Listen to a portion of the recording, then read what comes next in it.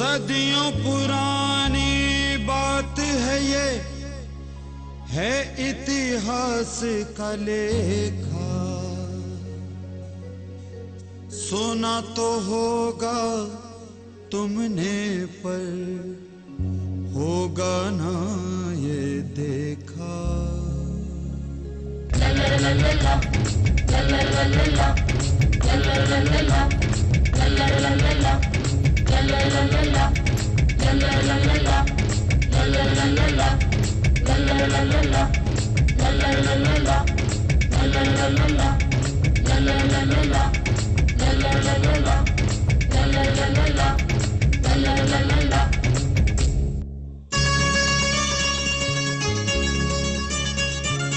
सदियों पुरानी बात है ये, है इतिहास का लेखा। सदियों पुरानी बात है ये, है इतिहास का लेखा। सुना तो होगा तुमने पर होगा ना ये देखा, होगा ना ये देखा।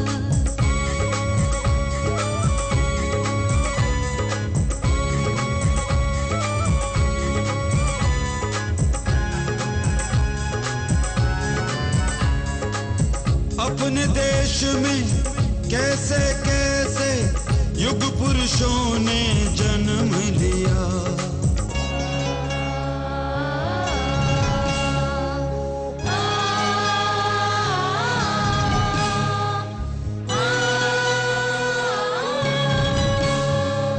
सुना तो होगा तुमने पर होगा ना ये देखा, होगा ना ये देखा।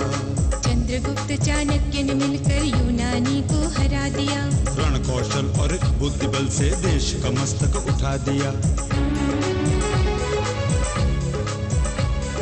सुना तो होगा तुमने पर होगा ना ये देखा, होगा ना ये देखा। मौर्य काल का वर्तमान से भी एक गहरा नाता है। आखिर क्यों इतिहास स्वयं को बार बार दोहराता है।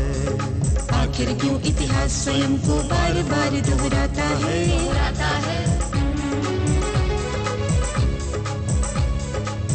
तब भी आपस में लड़ते थे और अब भी हम लड़ते हैं। अपनी ही जंजीरों में खुद अपनों को ही जकड़ते हैं।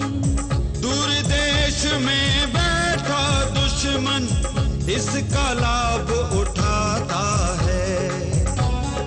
इसीलिए इतिहास स्वयं को बार बार दोहराता है।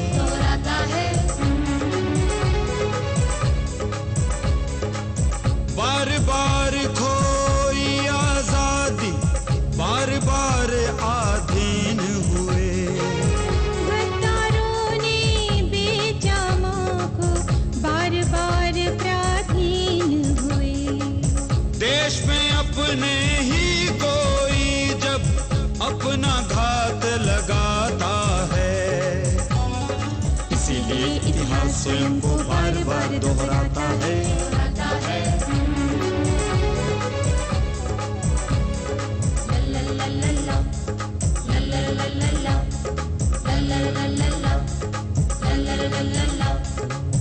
चंद्रगुप्त थे बाल्यकाल में, चाणक्य से मेल हुआ। मिला वज्र से वज्र, होने का ये खेल हुआ। किसी को भी आभास नहीं था आने वाले कल का। चाणक्य की बुद्धि और चंद्रगुप्त के बल का। सुना तो होगा तुमने पर होगा ना ये देखा, होगा ना ये देखा।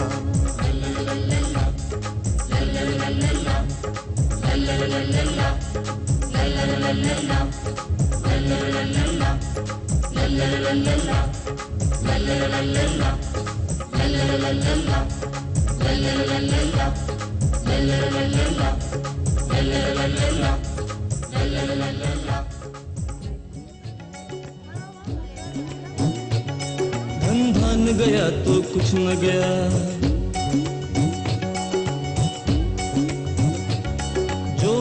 गया तो सब खोया।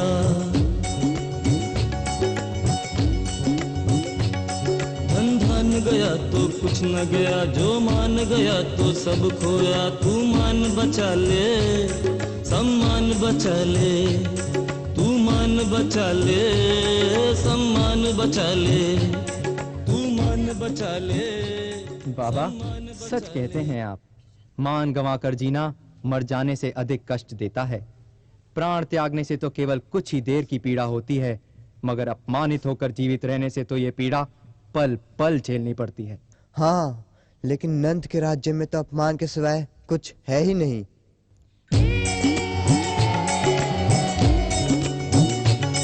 धन धान गया तो कुछ न गया। ये गोपू का है। किशन, ये खरगोश मेरे बाण से मरा है। नहीं गोपू, ये मेरे बाण से मरा है। जब मैं कहता हूँ ये मेरे बाण से मरा है तो मेरा है। नहीं नहीं, ये मेरे बाण से मरा है, ये तू मुझे दे दे। हाँ, ये गोपू का है। ये तो हमें दे दे। आ गया। अरे गोपू, किशन, तुम लोग लड़ क्यों रहे हो? मैं बताता हूँ। गोपू कहता है कि ये खरगोश उसने मारा है और किशन कहता है इसने। भैया चंद्र, तुम हर दिन की तरह राजा बनकर इनका न्याय क्यों नहीं कर देते? चलो तुम सब कहते हो तो ठीक है। गोपू और कृष्णा को छोड़कर बाकी सबको प्रजा और सभासद बनना होगा।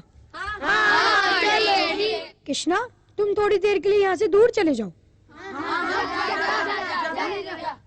और गोपू, तुम हमारे प्रश्नों का सच सच उत्तर दो। गोपू, तुमने खरगोश कहाँ देखा? झाड़ी के पास दौड़ते हुए।